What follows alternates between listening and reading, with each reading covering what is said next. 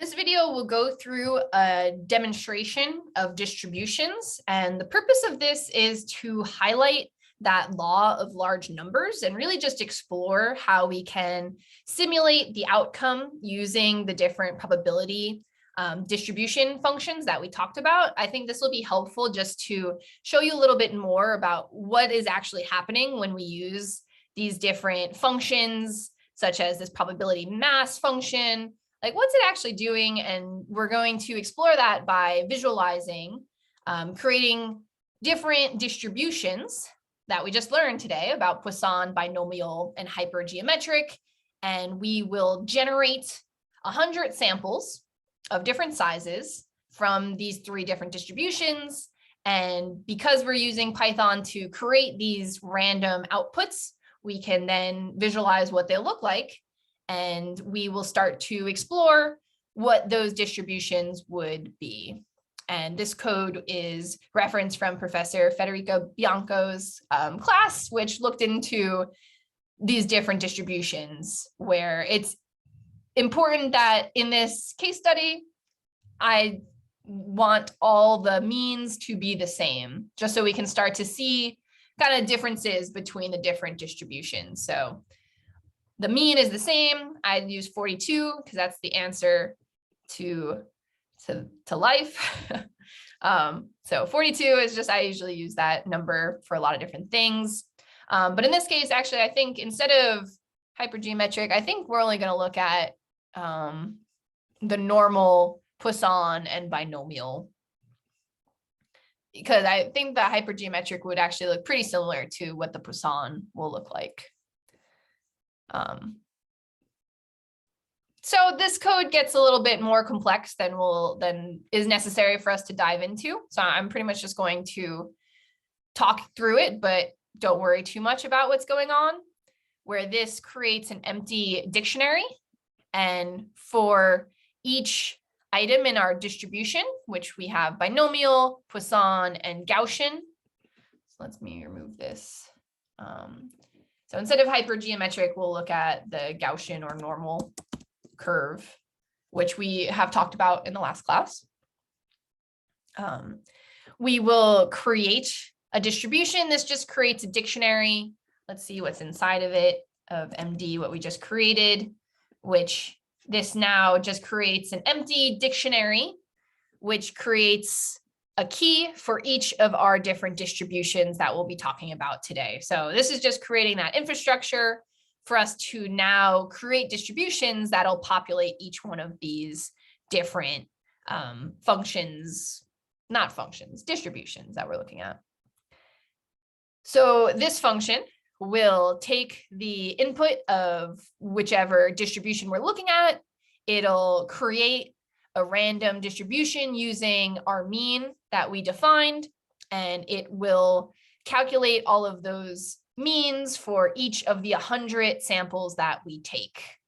And then for each one of those, it will then plot it and return some of those sample statistics that we had. So let's just define this. And this is a very flexible function that we can then plug in all the different distributions that we want to explore. This function just takes the output from what we just calculated for all the different means, and it will then show you the histogram. So our goal is to create an array of 100 different values that are greater than 10 and less than 2000. This is just defining some of our parameters for what we want to see. And we will look at each distribution, what the difference will look like. So this just creates that array of 100 samples, and it will go from 10 to 2000, and all of these will be integers. I wonder if something changed in Python since last time I made this.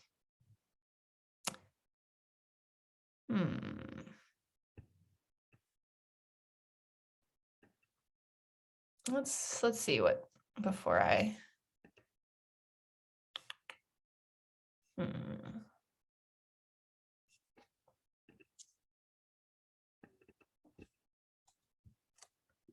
let's just see what happens if I.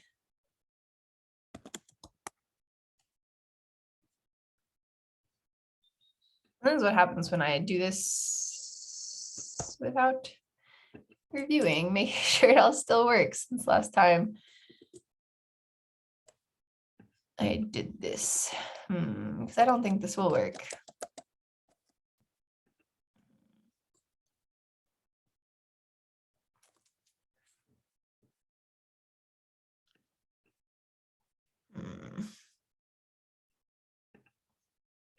Well, let's just do this a different way, because I will make a similar to what we had, because now we're starting to see the same thing happen where we have this error up here. So let me just make this down here. And let's have a range from 10 to 2000. And well, this won't get what I want. Let me just look into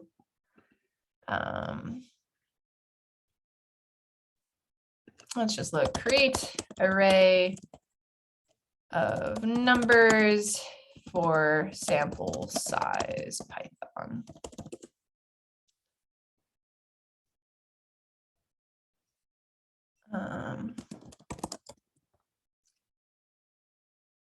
Yeah, that's what I wanted to do. So let's see why it's not working. So I'll just copy. So the function I want to use, it just creates this interval of points over what we specify, but it's not doing what I want. So let's just see how this one works.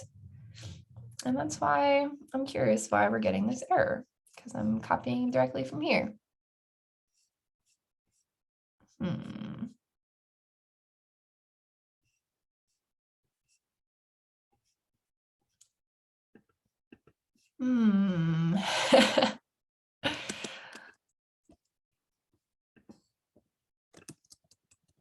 Let's see. If I type this in here.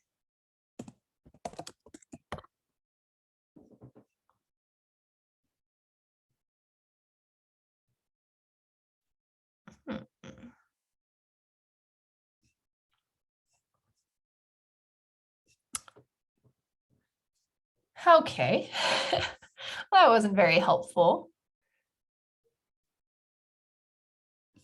Did I not? No, we have NumPy here. We have NumPy as NP. Oh, you know what this error is?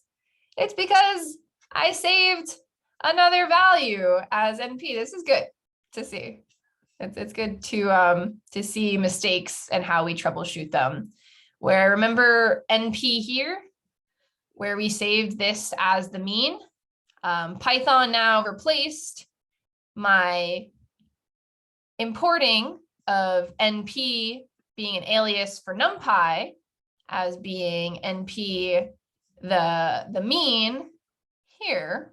So let me change this one. This is why you have to be careful when you assign variables to things and don't remember what you used. If we had more of like, that's why sometimes working in notebooks gets tricky, because other Python interfaces would catch these errors for you, where in a notebook, it's definitely more of a playground where things get sloppy pretty much. So that's why this error happened, was because I was a little sloppy with how I defined a variable. So now I replace this, instead of defining that as NP, now it won't get confused with NumPy, which I downloaded as NP here, which is usually pretty standard, similar to PD. So now our errors will will not show up anymore, but you know, we got crafty. This one worked fine. So we could probably change that back to what we had before. But now in this case, it should work for what we're trying to do, where we wanted to use NumPy, and that's why we had the error. So that's why this attribute error was telling me this float object. You know, I could have seen like, what is NP? That would be another way to troubleshoot it, that it has no attribute, because it wasn't talking about NumPy, it was talking about the mean that we defined as a variable. Okay, beautiful. Now it all works fine. And you got to see a little troubleshooting, which is, I think it's fun to watch other people struggle sometimes where you get to learn from it. Maybe not fun, but it happens to everyone. And we now have this array that does exactly what I wanted it to do, where it goes from 10 to 2000, has integers. We see just the first 5, and we have 100 total, where the minimum is 100 and the maximum is 2000. So for the binomial distribution, I'm defining the probability of success or failure to just be 0.5. And we're defining the mean and dividing it by that. And we create this distribution where, because we have this law of large numbers, this mean that I defined as being 42, we can start to see that overall, the more samples you take, that it gets closer and closer to the right average, where we can start to see the sample size, what the probability of true false, and what the variance will looks like. So we see as the sample size increases, as we take more and more, the sample mean gets closer to the true value of 42, where first we had a mean that's below 40, above 42. So we see as we take a larger sample size that the variance goes down between means and we get to the truer mean. So if we wanted to see what this would look like as a histogram, we see that over all these different samples, it usually is 42, but because we have this randomness in life, that sometimes it's a little bit above, sometimes it's a little bit below. So that's important when you're thinking about that quality control case, that if you were to sample all 100 boxes of whatever shipment you got, that you'll spend a lot of time, but you'll actually start to see, like, what is this true population of damaged mangoes would be. But if you just took one box compared to another, there is a likelihood that maybe you'll have this outlier where 3 out of the 5 that you sample are damaged compared to none of them being damaged. And this really just highlights that uncertainty that exists in the world, but how you can start to use statistics to inform the likelihood of seeing what you would expect to see. And that's the point of this demonstration. So let's not worry too much about some of the other things going on. This just shows for the Poisson distribution what that would look like. And again, as we take more samples, the variance goes down between what the mean is outputted as, and we can see what that histogram will look like. And this looks pretty normally distributed, which is interesting, and that's likely